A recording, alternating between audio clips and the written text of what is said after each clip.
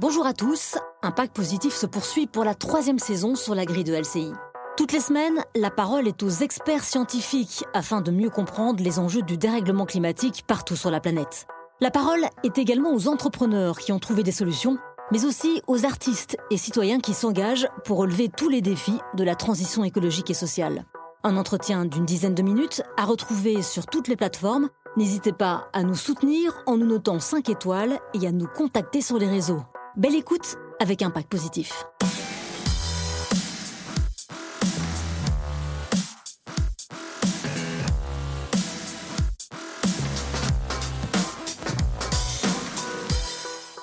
Bienvenue dans Impact Positif, l'émission qui vous parle de la transition écologique et sociale. Et dans Impact Positif, on aime bien suivre les projets. Il y en a un qui nous tient à cœur, c'est celui d'Alexia Barrier, navigatrice. Bonjour. Bonjour. Et merci beaucoup d'être avec nous. Alexia, le grand jour approche pour vous et pour The Famous Project. C'est le projet que vous portez. On le rappelle en 2 mots, constituer une équipe 100% féminine pour se lancer à l'assaut du trophée Jules Verne, une course autour du monde avec équipage sans assistance et sans escale.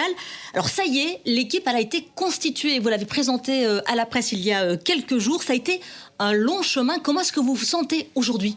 Aujourd'hui, on est à quelques semaines du départ autour du monde. On va attendre de connaître la meilleure fenêtre météo pour partir. Mais en gros, je peux vous dire que ce sera à partir de mi-novembre et jusqu'à fin décembre, on sera en stand-by. Donc c'est un peu un moment aujourd'hui où on est super focus sur toutes les tâches qui nous restent à accomplir. Et à un moment, on ira, quoi qu'il arrive, mais on a toujours envie d'avoir plus de temps, plus de moyens. Mais à un moment, il faut se décider à partir.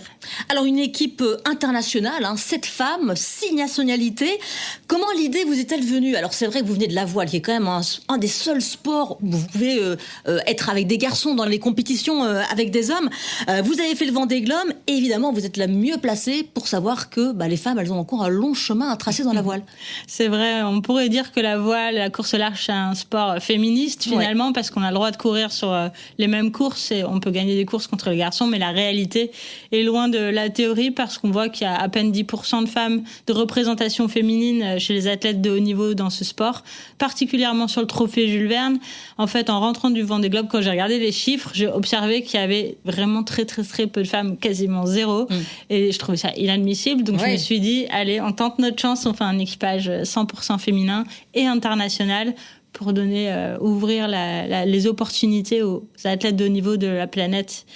Ça me semble important. Alors justement, quelques chiffres. Sur 155 marins qui ont pris le départ du Vendée Globe depuis sa création, seuls 18 étaient des femmes et 15 navigatrices, dont vous, Alexia Barrier, avez terminé cette course. Donc effectivement, et puis pour le trophée Jules Verne, c'est encore moins.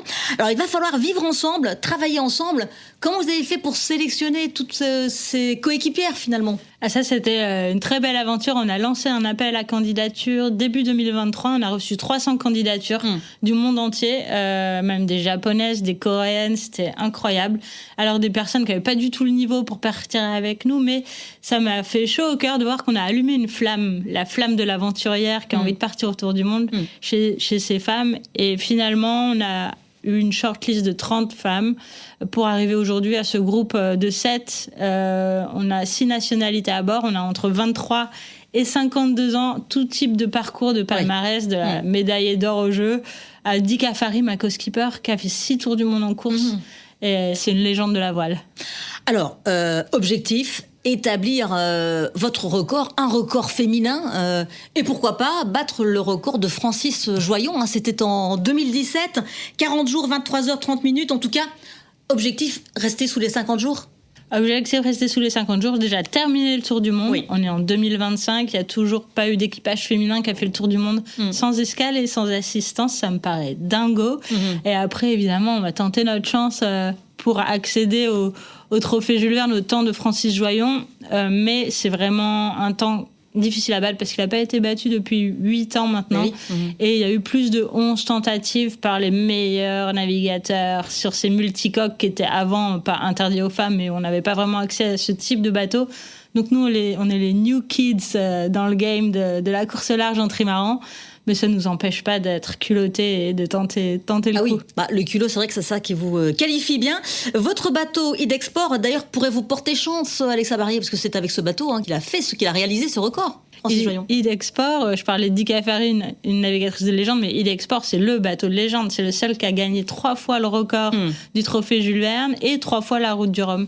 Donc il connaît bien la route, c'est un bateau robuste qui est maintenant un peu plus âgé, évidemment, que les bateaux de nouvelle génération qu'on voit sur certaines courses.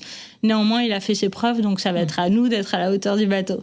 Alors ça a été aussi un parcours du combattant pour réunir les fonds pour un tel projet, un projet effectivement qui n'existe pas. Comment ça s'est passé? Alors il y a eu des sponsors qui ont claqué la porte en plein milieu de l'aventure, effectivement. Vous êtes un peu entrepreneur aussi, il faut être complètement entrepreneur. En tant que skipper, on est souvent entrepreneur. C'est très rare qu'on nous donne la clé du bateau pour juste piloter le bateau. Ça existe, mais c'est vraiment 10% des représentations des skippers de course au large. On a un budget important parce qu'on a un sport mécanique, un gros bateau, des préparateurs, une grosse équipe, on est 25. On tourne à autour de 3 millions d'euros par an, ce qui est un petit budget par rapport aux autres bateaux qui font la même chose. On est en mode petit poussé, on va dire, et on n'a pas encore bouclé le budget. Alors, au début, je pense que j'ai eu la chance de rencontrer le CIC, qui est tout de suite devenu partenaire du projet, qui est le partenaire fondateur du projet. Et ensuite, la rencontre avec IDEC, la possibilité d'avoir ce bateau, mais c'était juste inespéré.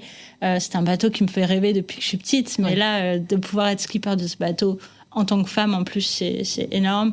Puis Sopra Steria, qui est une fameuse entreprise de la tech française, donc on est bien épaulé, et avec Richard Mille qui s'implique dans le sport féminin, qui a aidé les femmes dans la Formule 1. Pour eux, ça avait vraiment du sens de s'engager à nos côtés. Donc voilà, c'est toujours la course avant la course, finalement, la recherche de partenaires. C'est sûr qu'il faut être entrepreneur, apprendre à gérer. Mais il y a un moment, il va falloir que je pose cette casquette d'entrepreneur parce que je prends celle de capitaine et on est là pour faire un temps. On va y venir, justement. Mais avant cela, Alexa Barrier, on l'a appris il y a quelques jours. Une 7e limite planétaire est sur le point d'être franchie. C'est celle de l'acidification des océans. Vous êtes une grande porte-parole de l'océan. Vous travaillez avec l'UNESCO et comme tous les marins, vous observez les effets du dérèglement climatique lors de vos navigations. Vous voyez la biodiversité qui s'érode, la pollution plastique. Comment vous accueillez, vous, cette 7e limite sur 9 qui est franchie?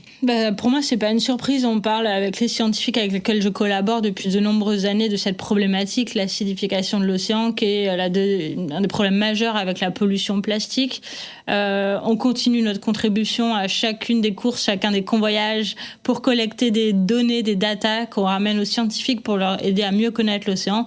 Mais surtout, on continue la sensibilisation auprès des plus jeunes pour leur donner envie de se comporter finalement comme des marins. Parce que sur un bateau, on embarque le nombre de ressources nécessaires, on produit notre électricité, on produit notre eau douce et on a une quantité limitée de nourriture, et chaque goutte d'eau, chaque gramme de nourriture est très précieux parce qu'on peut pas se réapprovisionner en route. Donc de leur donner cette notion que tout n'est pas accessible à l'infini, qu'on peut pas consommer sans réfléchir d'où viennent les choses qu'on consomme. Et c'est souvent très bien accueilli par les enfants qui font ensuite les profs à la maison. Oui, effectivement. Et donc, à chaque aventure que vous entreprenez, Alexia, vous emmenez les scolaires avec vous. Il y a différents publics, en fait, qui vous suivent. Mais c'est vrai que, voilà, vous faites beaucoup de sensibilisation, notamment via votre association For My Planet. Et là, c'est pareil. Vous allez témoigner, enfin, pour tout le monde. Vous allez nous raconter ce qui se passe pendant cette aventure. On va vous embarquer, les plus jeunes et les moins jeunes. Alors pour les plus jeunes, il y aura un web magazine qu'on peut télécharger gratuitement sur le site de formyplanet.fr. On a un film de réalité virtuelle qui s'appelle Océan 360 pour les enfants qui n'ont pas la chance de voir la mer ou de connaître l'océan. Et pour les plus grands aussi, un moyen de nous suivre grâce à une cartographie sur notre appli. L'idée, c'est de donner aux gens le goût de l'aventure, qu'ils aient envie de se mettre en mouvement, quel que soit leur rêve. Et je pense que quand on poursuit un rêve et qu'on y travaille tous les jours, on est animé par quelque chose qui nous procure un équilibre. Et c'est comme ça qu'on fait des adultes équilibrés, qui ont envie de prendre soin des autres, prendre soin de soi, prendre soin de la planète. Mais pour ça, il faut avoir un horizon. Si on n'a pas d'horizon, c'est très compliqué. Et donc, pour ce faire, Alexia, vous embarquez avec vous, vous allez les collecter ces données. Et pour la première fois, je voyais qu'il y aurait une nouvelle génération de capteurs qui seraient installés sur votre trimaran. Oui, tout à fait. Comme on touche pas l'eau avec le trimaran, on peut pas prendre des données comme je le fais habituellement sur l'eau en surface. Donc, on s'est attelé à trouver un moyen d'avoir des données sur la première couche de l'atmosphère entre 0 et 10 mètres en mettant des capteurs sur le mât qui entrent en interaction finalement cette première couche de l'atmosphère avec l'océan. Et il y a vraiment des échanges d'informations entre l'océan et l'air qui sont super intéressants pour les chercheurs, les scientifiques. On aura ça et aussi on déploie des profilers au fil de l'eau. Donc c'est des bouées qui dérivent et qui envoient des données aux satellites en temps réel. Alors, d'ici mi-novembre, que va-t-il se passer, Alexia Barrier ? Donc, vous le disiez tout à l'heure, vous allez enlever votre casquette d'entrepreneur. Ça va être quoi ? Ça va être de la préparation mentale, physique, en mer ? Oui, on continue la préparation physique. On a mis en place un pôle santé-sport qui n'existe pas vraiment dans notre sport. On est un peu en retard là-dessus par rapport à d'autres sports.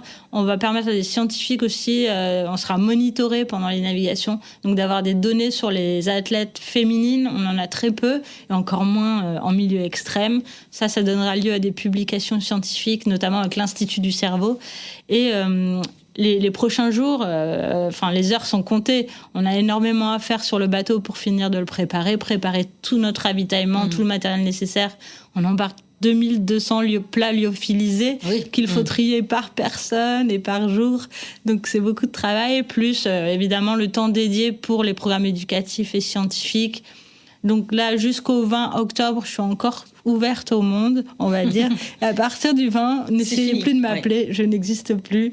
Je suis en mode rouleau compresseur, concentrée pour les derniers entraînements avec les filles. 2 premières semaines de novembre, on fait un petit break, dernier stage de survie en Angleterre. Qui ne sera pas vraiment un break si c'est un stage de survie. Oui, ce ne sera pas un break, mais c'est important de le faire, c'est essentiel. Et ensuite, à mi-novembre, on se met en stand-by pour le départ. Donc, on sera à l'écoute de notre routeur météo. Effectivement. Et donc, on pourra vous suivre sur les réseaux sociaux. J'imagine que vous nous ferez vivre toute cette aventure. Et puis, avis aux enseignants qui seraient tentés de faire partager cette aventure, effectivement, à leurs élèves. On vous souhaite tout ce qu'on peut vous souhaiter pour cette magnifique aventure, Alexia Barrier. Et vous viendrez évidemment nous raconter tout ce qui s'est passé dans Impact Positif. Voilà, merci beaucoup, Alexia Barrier. C'est une émission que vous pouvez revoir en intégralité, en replay sur tf1info.fr. Et évidemment en podcast sur toutes les plateformes. Un grand merci, Alexia Barrier. Merci.